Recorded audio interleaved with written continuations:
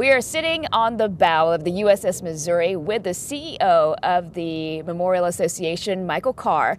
And we wanted to say thank you, first of all, for allowing us to do this on this Veterans Day. Thank you for having me. Yeah, great to be here.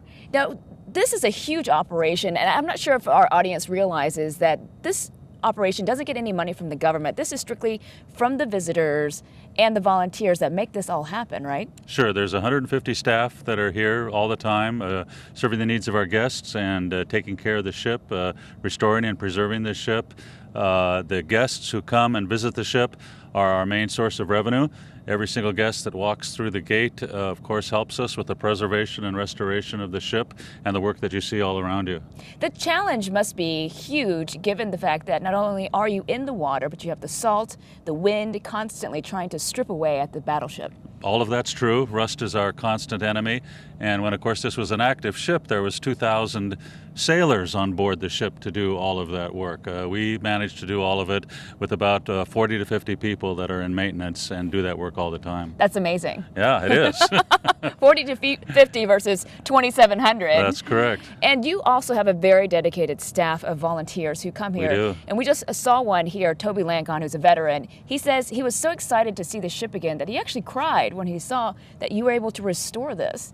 Toby's great, and we have lots of other veterans who come, some irregularly, some veterans who are here, almost 3 or 4 times a week to help us, especially on the teak deck work, as well as service tour guides.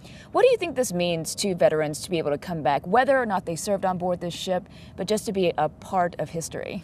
It's an emotional experience for most of them, and as you noted earlier, we've got a couple of World War II veterans that are going to be at the ceremony today, and it's such an honor to when they come and visit the ship, and for most of them it's an incredibly emotional experience to come back, especially those who served on the ship, and I understand why. I know part of the challenge for you is to remain relevant, because what I didn't realize is a lot of the visitors who come here are repeat visitors, which I think is amazing that people want to continue to come back year after year. Well, that's why we're constantly working on new attractions for visitors to see.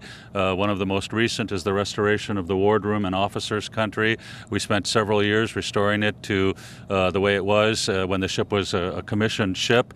It's beautiful, and people walk in and just go, wow. We've got some great exhibits in there that tell the history of the ship, not only of this ship, but the previous Missouri, which was BB-11, which was part of the Great White Fleet that sailed around the world in the early part of the 20th century. So we try and give people new things to see and do when they come back.